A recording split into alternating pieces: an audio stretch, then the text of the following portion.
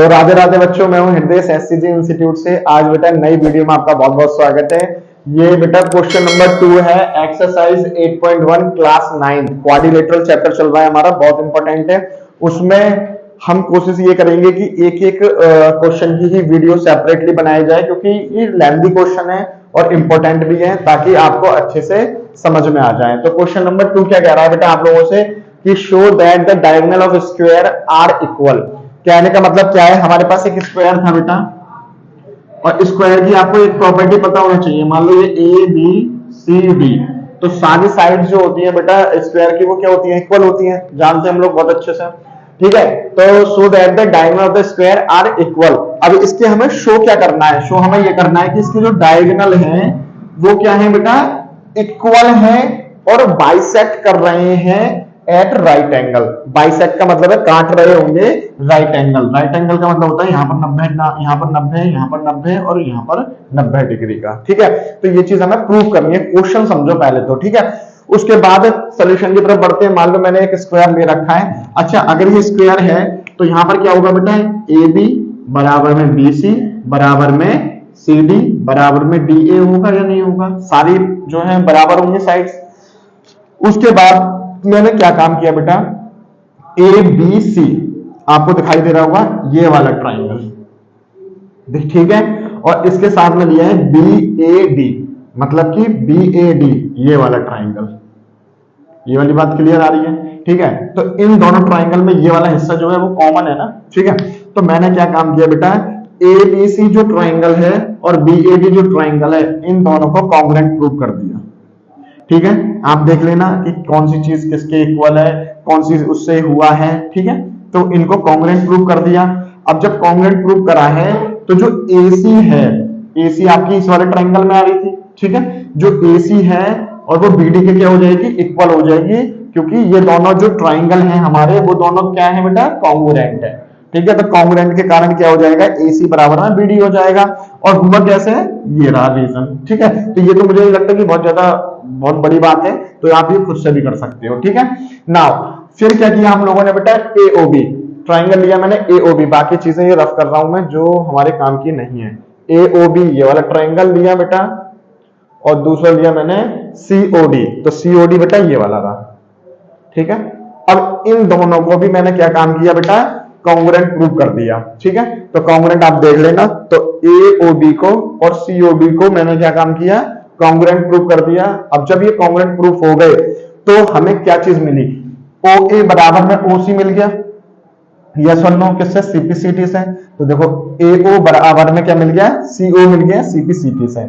अच्छा, अगर ये दोनों बराबर हैं तो इसका मतलब ये हुआ ना कि जो जो डायगोनल थे वो इक्वल इक्वल भाग में कट रहे हैं, यस और नो। कहने का मतलब ये हुआ कि ये वाला हिस्सा अगर इस वाले हिस्से के बराबर में है तो जो डायगोनल है वो आधे आधे हिस्सों में कट रहा है, यस और नो। तो हमने लिख दिया कि जो डायगोनल है वो बाइसेक्ट कर रहे हैं एक दूसरे को। तो ये वाली बात तो हमारी समझ में आ गई कि भाई बाइसेक्ट कर रहे हैं। लेकिन हमें क्या काम करना है, राइट एंगल पे कर रहे हैं तो ये कैसे दिखाना है, और राइट एंगल पे कर रहे होंगे तो 90 डिग्री का एंगल दिखाना पड़ेगा हमें। तो क्या करा हमने, सिमिलरली AOB ये वाला ट्राइंगल ले लिया, और COB, देखो ध्यान से देखना, इसको मैं रफ कर रहा हूं। अब हमने ले लिया ये वाला ट्राइंगल, AOB ये वाला और COB ये वाला, इन दोनों को भी मैंने क्या काम कर लिया बेटा, कॉन्ग्रुएंट प्रूव कर लिया। सिमिलरली आप देख लेना कैसे करा है, यहाँ पर आप सिमिलरली लिख के भी क्या नाम है, इनको डायरेक्ट लिख सकते हो, कोई दिक्कत नहीं है। ठीक है, तो अगर ये कॉन्ग्रुएंट होंगे तो जो एंगल होंगे वो भी इक्वल होंगे। तो AOB ये वाला एंगल जो होगा, मैं ब्लू से बना देता हूं बेटा, ये वाला जो एंगल होगा वो इस वाले एंगल के बराबर होगा, यस और नो। अब आप लोग जानते हैं बहुत अच्छे से कि इस वाली लाइन पर कोई एंगल है, इस वाली लाइन पर कोई एंगल है, तो इन दोनों का सम कितना होता है बेटा, 180 होता है। तो अगर इन दोनों को मैं प्लस कर दूं, इसको और इसको प्लस कर देता हूं, सॉरी, इसको और इसको प्लस कर देता हूं, तो 180 के इक्वल होगा। अच्छा, क्यों होंगे, क्योंकि ये लीनियर पेयर है। ठीक है, तो एक लाइन पे ही बनते हैं। और आपने क्या काम किया है, इस वाले एंगल को इसके इक्वल कर दिया है, इस वाले एंगल को इसके इक्वल कर दिया है। और ये कैसे हुआ था, क्योंकि कॉन्ग्रुएंट प्रूव कर दिया था आपने, यस और नो। तो आप इस COB की जगह क्या लिख सकते हो, AOB लिख सकते हो या नहीं लिख सकते हो। तो AOB और AOB कितना हो गया, 2AOB हो गया। बराबर में 180। यस और नो? तो 2 जो है नीचे जाएगा तो AOB कितने डिग्री का हो गया बेटा? 90 डिग्री का हो गया। ये वाला एंगल 90 डिग्री का हो गया है, तो दूसरा भी तो 90 का होगा। क्यों होगा बेटा? क्योंकि दोनों का सम 180 है, तो 180 में से 90 माइनस करोगे तो 90 ही बचेगा। तो AOB और COB जो है वो 90 डिग्री के बन गए हैं। आ रही है बात समझ में? तो ये वाला एंगल भी कितने डिग्री का बन गया बेटा? 90 का बन गया, और ये वाला एंगल भी 90 का बन गया।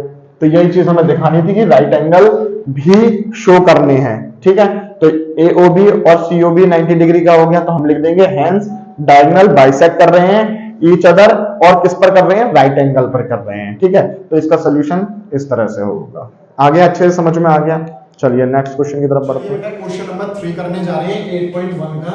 Diagonal AC of parallelogram ABCD bisect angle A, show that it bisect angle C, और हमें ये भी शो करना है कि ABCD इज अ रोम्बस। तो डायग्राम समझ लो, डायग्राम क्या कह रहा है कि AC नाम का एक डायगोनल है जो क्या नाम है एंगल A को बाइसेक्ट कर रहा है, लेकिन हमें ये भी दिखाना है कि वो एंगल C को भी बाइसेक्ट करेगा। ठीक है, तो बाइसेक्ट का मतलब एक्चुअल में दोस्तों ये होता है कि वो इक्वल एंगल में उसको कट कर रहा है। यस और नो?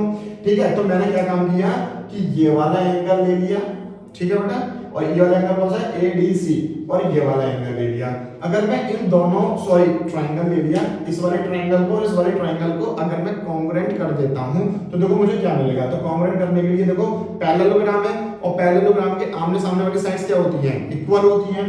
तो ADC और CBA, ADC और CBA, ये वाला ट्रायंगल और ये वाला ट्रायंगल ले लिया। इसमें AD बराबर में क्या हो जाएगा? BC हो जाएगा। क्यों हो जाएगा? क्योंकि ये वाली साइड जो है इस वाली साइड की क्या होगी बेटा? इक्वल होगी। क्यों? क्योंकि अपोजिट साइड्स ऑफ पैरेललोग्राम है। ठीक है, ये हमें प्रॉपर्टी पता है। अच्छा, AC और AC क्या हो जाएगी? कॉमन हो जाएगी। उसके बाद क्या है बेटा? DC और AB भी तो इक्वल होंगे। अरे भाई, आपने इस वाली साइड को इस वाली साइड को इक्वल कर दिया, तो इस वाली साइड और इस वाली साइड को भी तो इक्वल करोगे। तो S से हमें क्या मिल गया? कॉन्ग्रुएंट मिल गया। अच्छा, कॉन्ग्रुएंट मिल गया ट्रायंगल, तो एंगल भी इक्वल होंगे। और एक चीज और समझो बेटा, अगर ये AC इनको और इनको इक्वल भागों में बांट रही है, या फिर ये वाला ट्रायंगल और ये वाला ट्रायंगल इक्वल है, तो इसका मतलब ये हुआ एंगल A को काट रही होगी। तो ये तो बात पहले से तय है। तो अगर A को काट रही है तो फिर इसका मतलब ये C को भी बराबर में काट रही होगी। तो बस लिखने का क्या तरीका हो जाएगा लास्ट में बेटा? कि thus it bisect angle C also। और ये कब हो पाएगा? जब आप इनको कॉन्ग्रुएंट प्रूव करके इन एंगल को इक्वल दिखा दोगे। ठीक है, तो जब इन ट्रायंगल को आपने इक्वल कर दिया, कॉन्ग्रुएंट प्रूव कर दिया, तो ये इक्वल किससे हो जाएंगे? CP/CT से हो जाएंगे। और अगर ये इक्वल हो गए, अगर ये इक्वल हो गए तो एंगल A भी बाइसेक्ट कर रहा होगा AC, और एंगल C को भी AC बाइसेक्ट कर रहा होगा। बस यही चीज दिखानी है। मतलब कान ऐसे पकड़ लो या फिर ऐसे पकड़ लो, बात एक ही है। ठीक है, अब इसमें क्या कह रहा है? ABCD is a rhombus. तो हमें रोम्बस दिखाना है। अच्छा, रोम्बस की प्रॉपर्टी समझो। रोम्बस में क्या होता है बेटा? सारी साइड्स क्या होंगी बेटा? इक्वल होंगी। ये चीज हमें दिखानी होगी इसमें। तो देखो क्या होगा, ACD, अभी जो हमने ट्रायंगल लिया, यही वाला ट्रायंगल और ये वाला ट्रायंगल। अब मैं तुम लोगों को बेटा एक चीज क्लियर कर देता हूं कि ये वाली साइड इस साइड के इक्वल थी, समझ में आता है? ये वाली साइड इस साइड के इक्वल थी, बहुत बढ़िया। परंतु अगर मैंने इस वाली साइड को इस वाली साइड के इक्वल कर दिया तो चारों साइडें इक्वल हो जाएंगी, और चारों साइडें इक्वल होगी तो ये रोम्बस हो जाएगा। यस और नो? तो देखो क्या होगा, ACD बराबर में CBA था, प्रूव कर चुके हैं हम पहले। अब AD मतलब ये बराबर में क्या हो जाएगा? CD हो जाएगा। अगर ये कैसे होगा? क्योंकि ये दोनों एंगल क्या हो गए बेटा? क्या हो गए? इक्वल हो गए। तो opposite sides of equal angle of triangle are also equal. ठीक है, तो अगर ये दोनों एंगल इक्वल हो गए हैं तो इनकी जो करस्पॉन्डिंग साइड्स होती हैं वो भी क्या होंगी बेटा? इक्वल होंगी। तो अगर ये इक्वल हो गया तो AB बराबर में क्या हो जाएगा? BC बराबर में CD बराबर में क्या हो जाएगा बेटा?